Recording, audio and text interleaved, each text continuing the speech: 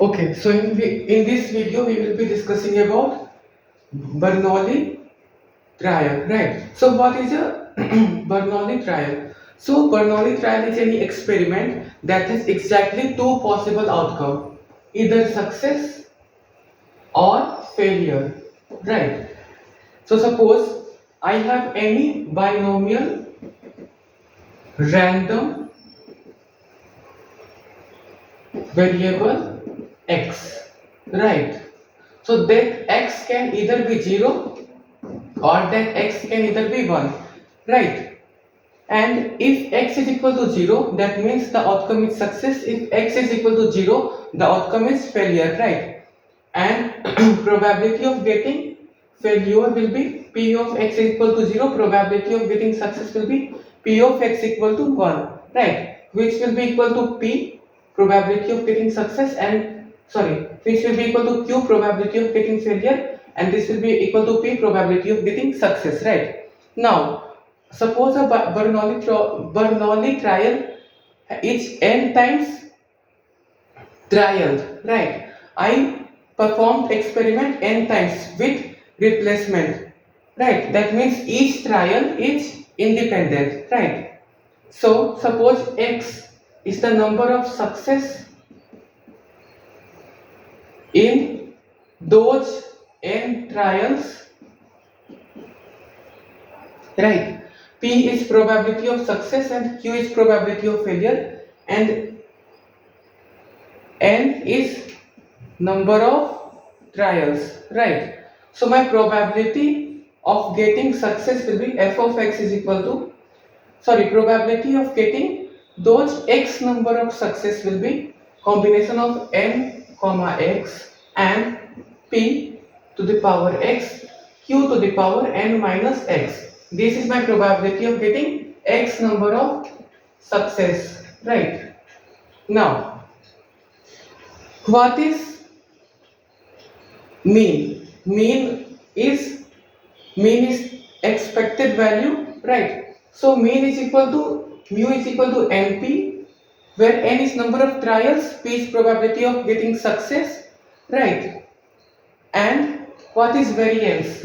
It is equal to npq, right?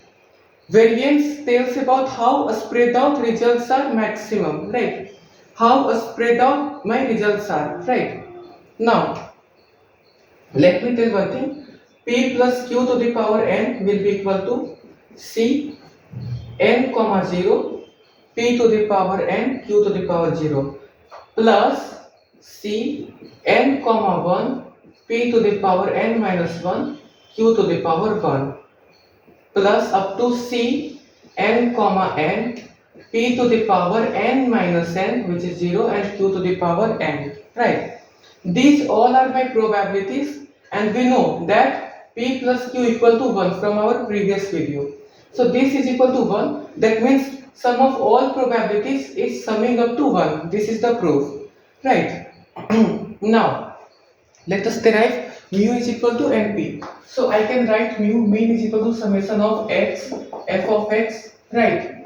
And I can write this as summation of x and c n comma x p to the power x q to the power n minus x, right? I can write this thing as n factorial by n minus x factorial, and x factorial. N factorial can be written as n minus 1 factorial. Here it is, I can write x, so I can write this as x minus 1 factorial, and here I can write p, so it will be p x minus 1 q n minus x, right? Now this can be written as n p into, this whole can be written as p plus q to the power n minus 1, right? This can be written like this, and this is equal to 1, so it will be eventually equal to 1. So mean or expected value is equal to np, right? Now let's talk about ex square, right? So I can write my x square as x into x minus 1 plus x, and I can write summation of x square fx as summation of x minus 1 fx plus summation of x fx. So this is equal to this np, and this will be equal to n into n minus 1 p square, right? You have to do some derivation, then you will get this equal to n into n minus 1 p square, right? Now this is my e of x square, right? E of x is my mean, and e of x square is nothing but e of x is summation of x fx, but e of x square is summation of x square fx, right? So this variance is sigma square equal to e to the e x square minus mu square. So it can be written as, right, it can be written as n square p square minus n p square plus np minus mu is np, so it will be np square, so np square, right?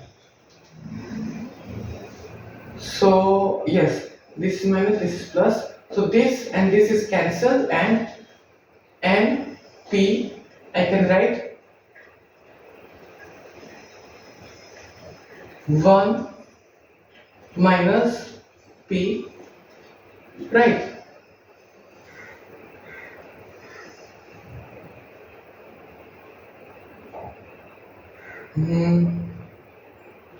Actually this would come like this, npq, right?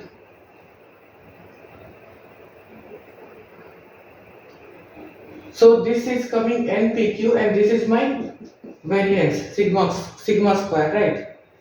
So I am erasing this also. Now suppose a question is given as a coin is tossed 3 times, right? Find mu, which is mean, and variance sigma square. So I know coin is tossed 3 times, probability of getting head will be half, probability of getting tail is half. Getting head I consider success, getting tail I consider failure, right? So I can write this as mu will be equal to np and sigma square equal to npq. So I can find like this. Also suppose I have a question given, suppose in question I am given p is equal to 0.8, right? Q is equal to 0.2 and n is equal to 8. So I can also find mu equal to np and sigma square equal to npq accordingly. So this part you can do, right? Now I am erasing, and then we will be discussing about Poisson's distribution. So let's now discuss about Poisson's distribution.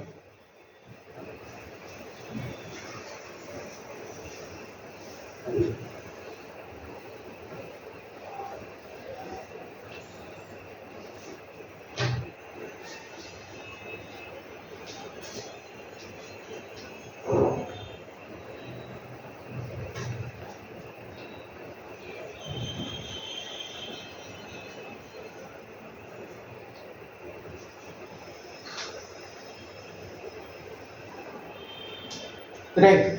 So what is Poisson distribution? Poisson distribution is a special limiting case of binomial where n is very large, that is many number of trials I will perform, and p is very small, that is getting probability of success is very less or it is almost rare, right? And lambda is equal to n into p, because n is very large, n tends to infinity, p tends to 0, so np will give a constant which is lambda moderate constant, right? Suppose number of cars passing a toll in an hour, or number of typos in a page, or number of calls to a call center per minute, right? This can be example of Poisson distribution probability case, and the formula, the probability of getting x number of success will be fx is equal to e to the power minus lambda, lambda to the power x by x factorial, right? Now e to the power minus lambda is normalizing constant, right? And here p tends to 0, n tends to infinite and lambda is equal to np, which is a constant. Right, now lambda to the power x accounts for x occurrences each with rate lambda, and x factorial removes overcounting of arrangements. Right, now in Poisson distribution mean is equal to variance, that is sigma square equals to only lambda. Right, now let's derive these things. So c n comma x is written as n factorial by n minus x factorial. Right, so I can write this as n factorial n minus 1 factorial up to n minus x plus 1 n minus x plus 1 factorial. Right, so these all are x number of factors. Right, this can be written like this. Right, and now let me turn the page. As value of n is very large, as n tends to infinity, this I can write this as n. These are x number of terms, so it will be n to the power x. Right, now we know p tends to 0. Right, and n p is equal to lambda, so q to the power n minus x can be written as 1 minus this p, I can write this as lambda by n, right, to the power n into q to the power minus x. Now p tends to 0, so q will tend to 1, so this will become 1, and this I can write this as e to the power minus lambda due to binomial. Right, due to binomial property I can write this as e to the power minus lambda. Right, now my fx is what? My fx is n factorial by n minus x factorial and p to the power x and q to the power n minus x.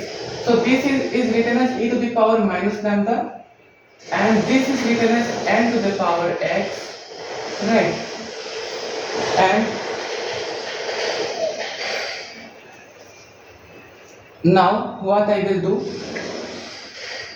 Right, now what I will do? There was x factorial left, so I will write here in below x factorial, and this thing can be written as lambda to the power x divided by n to the power x. Right, so I can write this thing as lambda to the power x by x factorial e to the power minus lambda. Right, this is what I can write. Now let's come on last topic.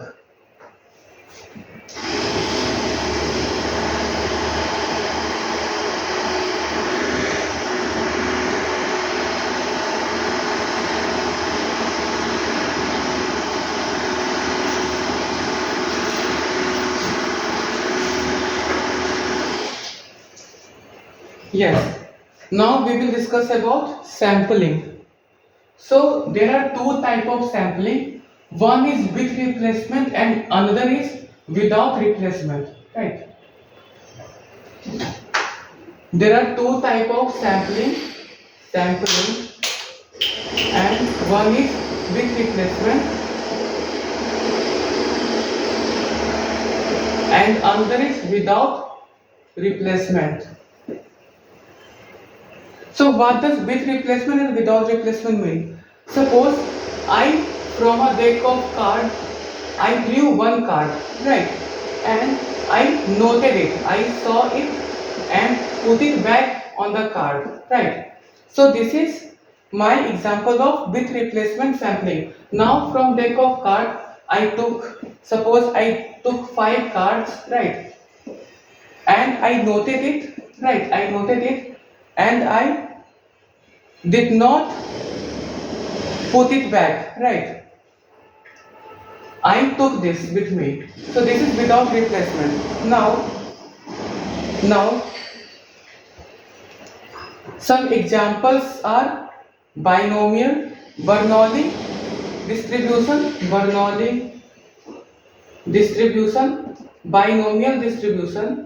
distribution, and geometric distribution, right?